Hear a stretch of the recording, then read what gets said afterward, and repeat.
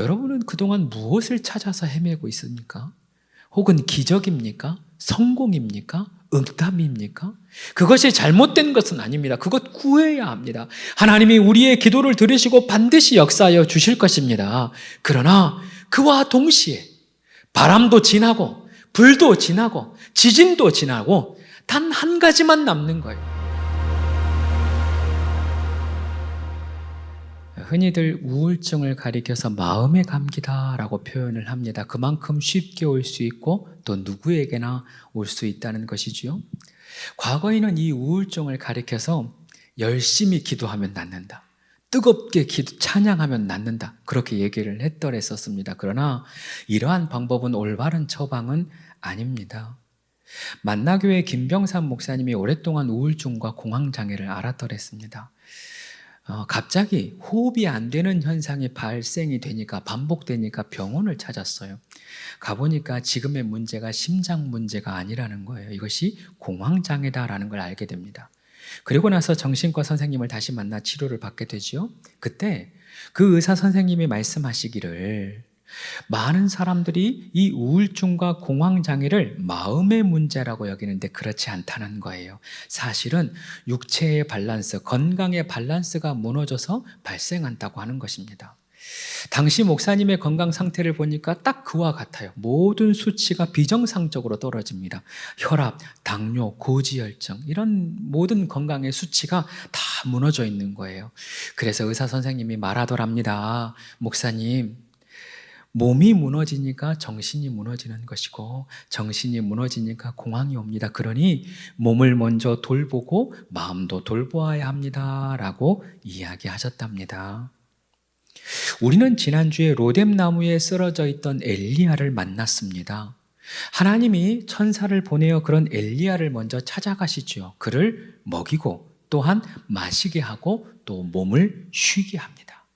그의 몸을 보살펴 주시고 회복시켜 주시는 것입니다. 그리고 그를 어루만지시는데, 즉 다시 말해 그의 마음을 위로해 주시는 것입니다. 이렇게 두 번의 쉼을 얻은 후에 이 엘리야가 하나님의 산 호렙으로 향하게 되는 것이죠.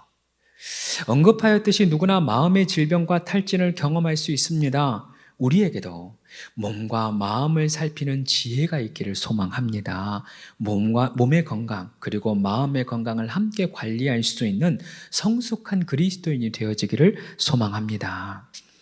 오늘은 지난주에 이어서 그 엘리야를 치유하시는 하나님을 한 번 더 깊이 만나려 합니다. 오늘의 설교의 제목은 거기서 나와 여호와 앞에 서라. 거기서 나와 여호와 앞에 서라입니다. 엘리야가 천사를 통해서 회복을 얻었습니다. 어느 정도 회복을 얻은 것 같아요. 감사하게도 40일 동안 40주야를 걸어서 호렙산을 갑니다. 도착합니다. 그러나 그의 회복이 완전한 회복은 아니었습니다. 이것을 증명하는 것이 9절의 말씀입니다. 9절, 엘리야가 그곳 굴에 들어가 거기서 머물었다라고 되어 있습니다. 조금은 이해가 되지 않는 장면입니다. 생각해 보세요. 무려 40일 동안 걷고 또 걸어서 드디어 호렙산, 하나님의 산에 도착했습니다. 그렇다면 그 산에 도착했으니 하나님을 찾아야겠죠. 하나님의 산에 도착했으니 하나님을 불러야겠죠. 그런데 하나님을 찾거나 부르지 않고 동굴로 들어갑니다.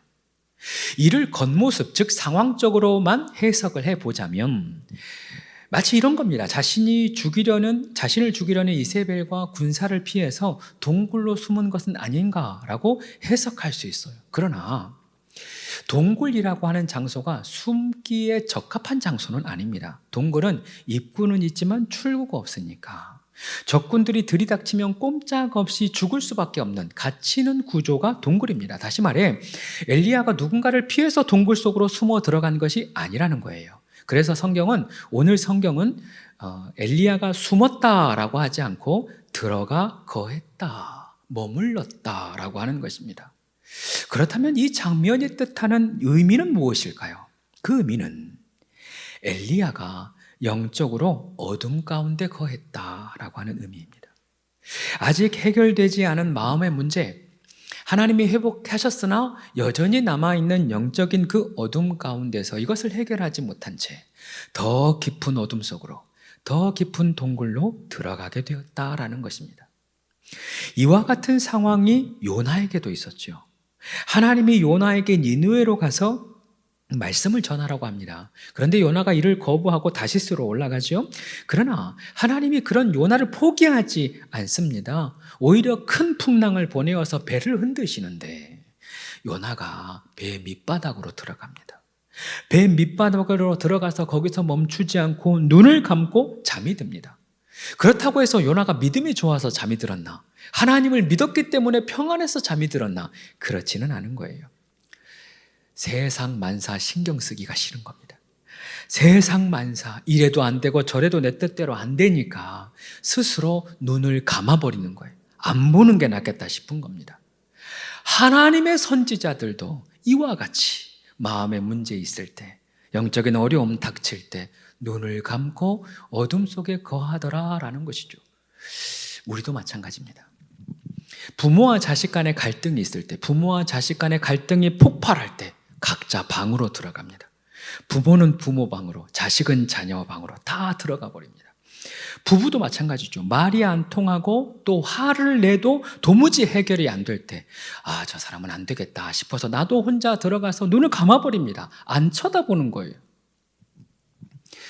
마치 우리 집만 그렇다는 듯이 저를 쳐다보고 있는데 그것 아닌 걸 다 알아요. 마찬가지죠. 차라리 그 상황에 하나님을 찾으면 좋으련만 그것도 안 되는 거예요. 마치 엘리야처럼 그저 나의 동굴 속에 들어가서 나오지 않습니다. 요나처럼 배 밑바닥에 들어가서 주님을 찾지 않습니다. 하나님을 부르지도 않고 기도하지도 않습니다. 우리도 그런 상황을 만나게 되는 거죠. 이때 하나님은 어떻게 하시나? 이것이 중요하겠죠. 이어지는 구절 이렇게 되어집니다. 여호와의 말씀이 그에게 임하였다. 여호와의 말씀이 그에게 임하였다라고 합니다. 엘리야가 자신의 동굴 속에 들어갔는데 기도조차 못하고 하나님도 찾지 못하는 그 상황에 하나님이 엘리야를 찾아가시는 거예요. 엘리야가 스스로 하나님을 찾지 못할 때 하나님이 엘리야를 찾아오시는 것입니다. 너무 감사한 일이죠. 은혜입니다. 우리도 마찬가지라는 것입니다. 우리가 영적으로 메말라 있을 때 내 힘으로 하나님 찾지 못할 때 하나님은 우리를 불쌍히 여기시고 우리를 찾아오십니다.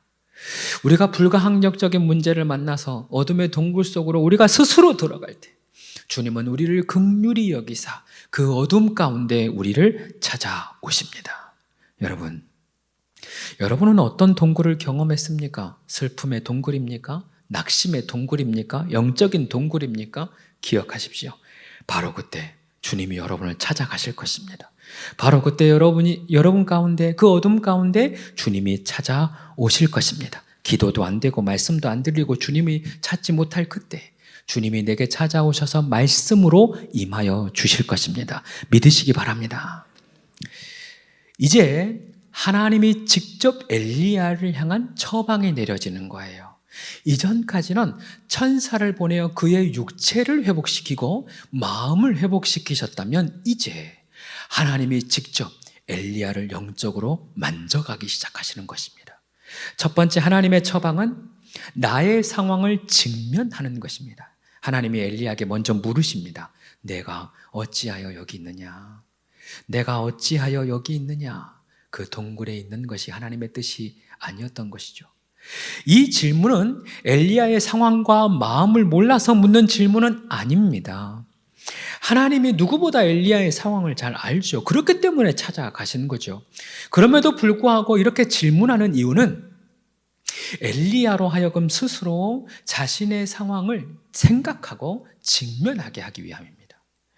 어둠의 동굴에 들어갔는데 문제와 어려움을 그대로 내버려 두지 말고 회피하지 말고 눈 가리지 말고 숨지 말고 직면해 보라는 거예요. 도대체 너의 문제가 무엇이냐? 너 스스로 알아라 라고 하는 것입니다. 성경을 살펴보면 하나님이 이와 같이 자신의 상황을 직면케 하는 질문을 수시로 던지는 것을 보게 됩니다. 선악과를 따먹고 아담과 하와가 숨습니다. 그때 하나님이 아담을 찾아가 물으시는 거예요. 아담아, 내가 어디 있느냐? 몰라서 묻는 건 아니죠. 아담이 스스로 자신을 직면하게 하는 것입니다. 마찬가지죠. 자신의 감정을 이기지 못하고 아우를 죽였던 가인에게 마찬가지로 하나님이 찾아가십니다. 또 물으세요. 내 아우 아벨이 어디 있느냐 물으시는 거죠. 풍랑으로 인하여서 두려워하던 제자들을 향하여서도 마찬가지로 주님이 똑같이 물으십니다. 내 믿음이 어디 있느냐 물으십니다. 우리도 마찬가지입니다. 내 마음에 부정적인 감정이 몰아치면 우리도 그 감정에 너무 충실한 나머지 내 상황이, 내 마음이 어떠한 상황인지 판단하지 못할 때가 있습니다. 그저 분노만 남아 있습니다. 그저 우울하고 그저 슬픔만 가득할 때가 있습니다. 그것이 슬픔의 동굴이고 분노의 동굴이고 자기 연민의 동굴이죠. 객관적으로 판단하기가 쉽지 않다는 거예요. 그때 우리에게 필요한 한 가지가 우리의 상황을 직면하는 것. 도대체 무엇이 아픈가? 도대체 무엇이 문제인가? 물어보는 것입니다. 이렇게 하는 거죠. 주용아, 주용이는 접니다. 놀라지 마세요. 주용아, 너는 지금 무엇 때문에 힘드냐? 너는 도대체 무엇 때문에 지치냐? 너가 무엇 때문에 어려우냐? 스스로 묻고 이 질문에 답을 해보는 거예요. 물론 그 어려움과 상처를 직면하는 거 쉽지 않죠. 어렵습니다. 아픕니다. 지난주 말씀드렸죠. 제가 겁이 많아서 내시경을 못해요.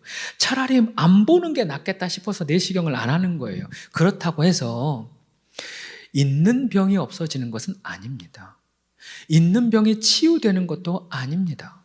완전한 회복을 위해서는 반드시 한 번은 내 문제와 어려움을 직면해야 된다는 것입니다. 어려운 것 아니라고 말씀드렸죠? 그저 하나님, 나 사실 이것 때문에 어렵습니다. 하나님, 사실 나 이것 때문에 아픕니다. 하나님, 사실 나 이것 때문에 답답하고 너무 어렵습니다. 하나님 도와주십시오. 라고 고백하는 것입니다. 엘리야가 그랬듯이 우리도 내 인생의 아픔과 어려움을 그대로 이야기하는 것입니다. 그러면 이것으로 말미암아 하나님이 일하기 시작하십니다. 내 문제에 직접적으로 간섭하시고 내 문제에 대한 답을 하나님이 말씀으로 역사하시기 시작하는 것입니다. 하나님이 엘리야에게 어찌하여 내가 여기 있느냐 묻자 이제 엘리야가 답을 합니다. 하나님, 이스라엘 자손들이, 이스라엘 백성들이 다 주님을 버리고 떠났습니다. 주님의 제잔도 다 허물어졌습니다. 주님의 선지자도 다 죽이고 이제 저만 남았습니다. 그런데 이제는 저까지 죽이려고 합니다. 이렇게 자신의 상황, 자신의 어려움을 나도 직면하고 그대로 토해내는 거예요. 이제 주님이 또 한 말씀하십니다. 11절 여호와께서 이르시되 너는 나가서 여호와 앞에서 산에 서라 말씀합니다. 여기 너는 나가서라고 하는 말씀이 중요합니다. 하나님의 두 번째 처방전입니다. 지금의 동굴에서 나오라. 지금 있는 어둠에서 나오는 것입니다. 하나님 앞에 서는 것이 목적이다라고 한다면 동굴에서 있어도 괜찮죠. 나올 필요가 없어요. 하나님께서 그 자리에 임재하시면 되니까, 이미 말씀하셨으니까. 하나님의 임재 가운데 거한다면 동굴에서 그대로 있으면 돼요. 그런데 하나님이 그렇게 안 하는 거예요. 실제로 다윗은 동굴에서 하나님을 만났죠. 동굴 가운데서 하나님을 찬양했고 동굴 가운데서 하나님을 높이면서 오히려 그곳에서 하나님을 예배했습니다. 그런데 엘리야의 처방은 다른 거예요. 무엇이 다르냐? 그 동굴이 내면의 어둠이기 때문에 그래요. 영적인 어둠이기 때문에 그래요. 그렇다는 것은 이 어둠에서 먼저 나오는 것이 선행되어야 한다는 것입니다. 얼마 전 기사를 통해서 안 무서운 회사라고 하는 회사를 보았어요. 이름이 재밌죠. 회사 이름이 안 무서운 회사예요. 이 회사는 은둔도 스펙이다. 그러니까 집에 들어가서 은둔해 있는 곳도 스펙이다라고 하면서 자기들 말로 은둔 고수를 찾아다닙니다.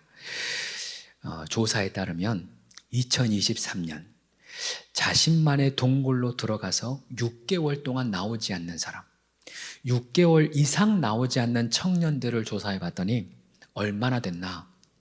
전국에 61만 명이었어요. 너무 놀랍죠. 2023년 통계입니다.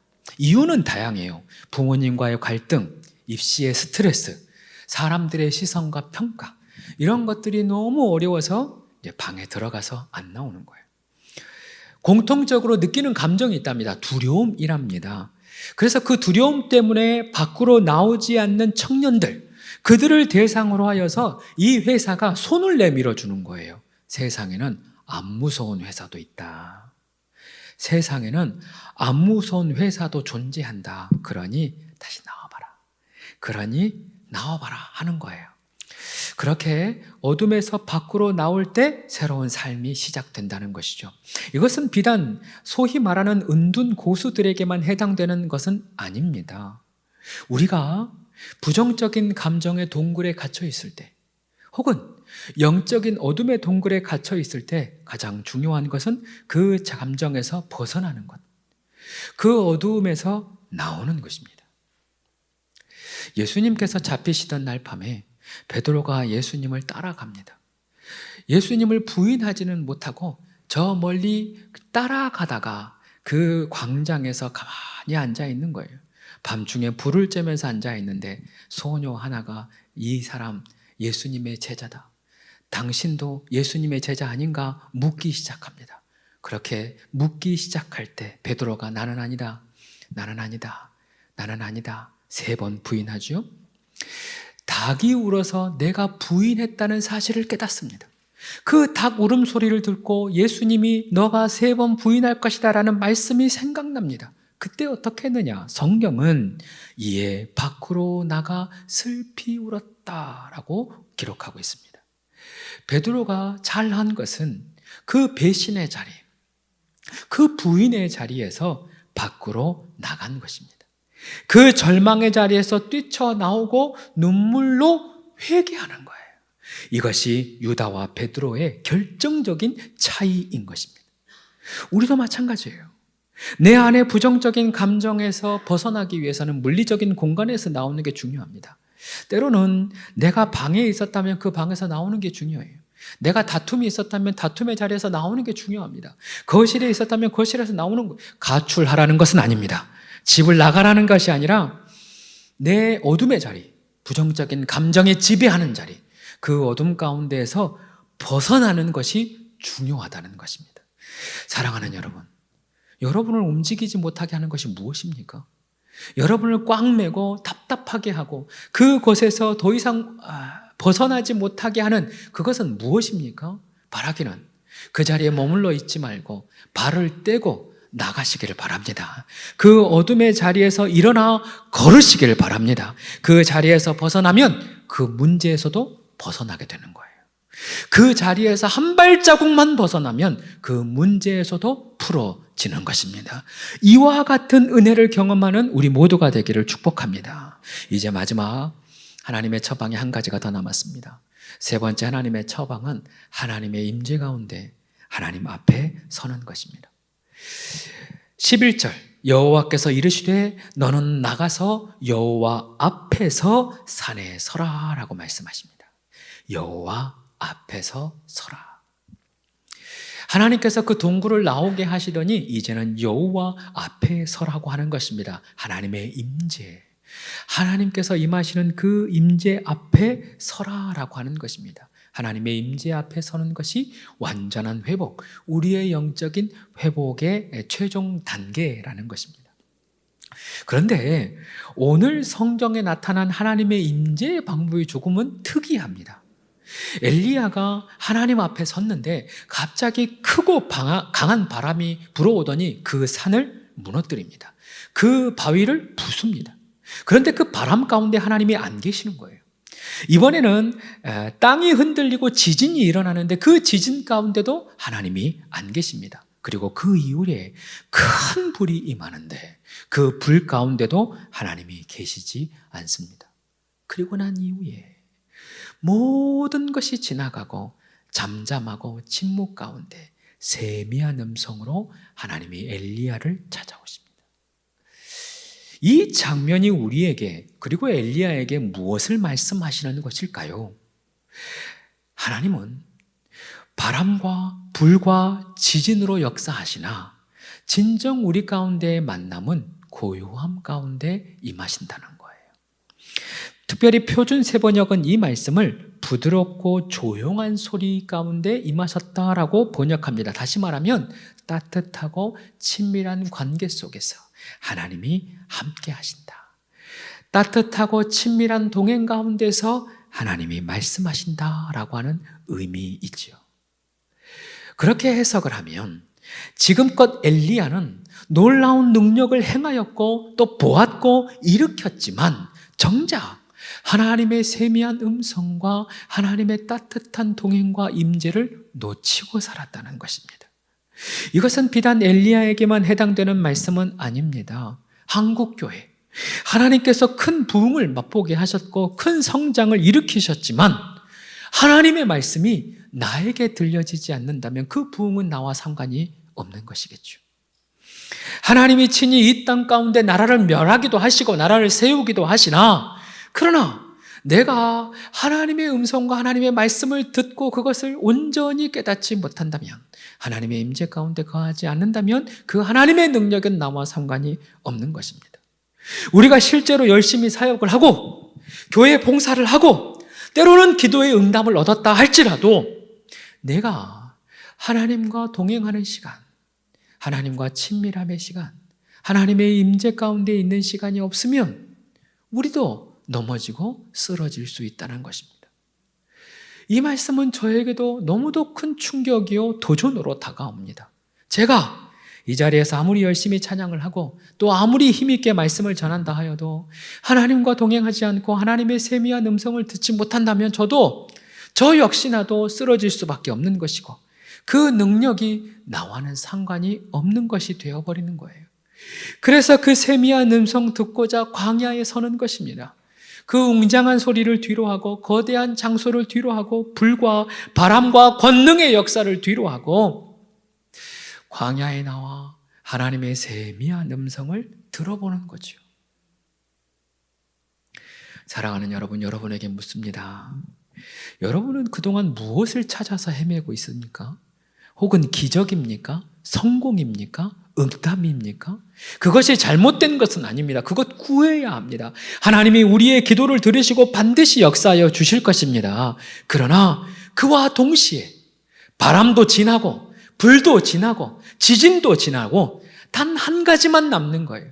하나님의 음성을 듣는 자리, 침묵 가운데 조용한 가운데 하나님의 임재를 경험하는 시간이 우리에게 반드시 필요하다는 것입니다. 오래전 찰스 스펄전 목사님은 다음과 같이 이야기를 합니다. 하나님은 때로 우리에게 폭풍 가운데서 우리를 깨우시지만 우리를 변화시키는 것은 부드러운 사랑의 속삭입니다 라고 이야기합니다. 오늘 이 밤에 하나님의 임재 가운데 서는 우리가 되길 소망합니다. 조용한 가운데, 침묵 가운데 하나님과 함께하는 시간을 반드시 가져가는 우리 모두가 되기를 소망합니다. 말씀을 정리합니다. 인생의 문제로 인하여서 힘들어서 혹은 갈등으로 인하여서 우리도 동굴 가운데 스스로 거할 때가 있습니다. 아무도 찾지 않는 곳, 아무도 나를 찾지 않는 곳, 나도 아무것도 보지 않는 곳으로 스스로 들어갈 때가 있습니다. 그때 오늘의 말씀을 기억해야 합니다. 먼저는 내가 왜 아프지? 내가 왜 힘들지? 내가 왜 슬프지? 내가 왜 어둠 가운데 있지? 이것을 직면하고 묻고 답하는 시간이 반드시 필요합니다. 이것을 알아챈으로 말미암아 그것으로 역사하시는, 그 문제를 풀어가시는 하나님을 경험하게 될 것입니다. 더불어 거기서 머물러 있지 말고 그곳에서 나와야 합니다. 거기서 한 발자국만 떼면 우리는 거기서 벗어나게 되는 것이죠. 무엇보다 중요한 것은 하나님의 임재 가운데 서는 것입니다. 엘리야는 바람을 보았고 불을 내었고 땅이 진동하는 것을 보았으나 하나님은 거기 계시지 않고 조용한 시간, 침묵 가운데 있었습니다. 그와 같은 시간이 우리에게 어떤 시간인가? 아침에 일어나 우리의 서신을 보면서 하나님을 찾는 시간, 그 시간이 이 시간입니다. 더불어 우리가 말씀을 읽는 시간, 그러니까 세상을 뒤로하고 하나님의 말씀을 읽고 내 귀로 그 말씀을 듣는 시간, 그 시간이 이 시간이죠. 뿐만 아닙니다. 세상에서 열심히 일하고 세상에 이리저리 치이다가 그곳에서 벗어나 그곳에서 벗어나 하나님의 임재의 자리, 즉 예배의 자리에 나오는 것이 이와 같은 일입니다. 그래서 예배를 사모하라는 거예요. 그래서 예배 자리에 나오라는 거예요. 주님의 임재 가운데 오라는 거예요.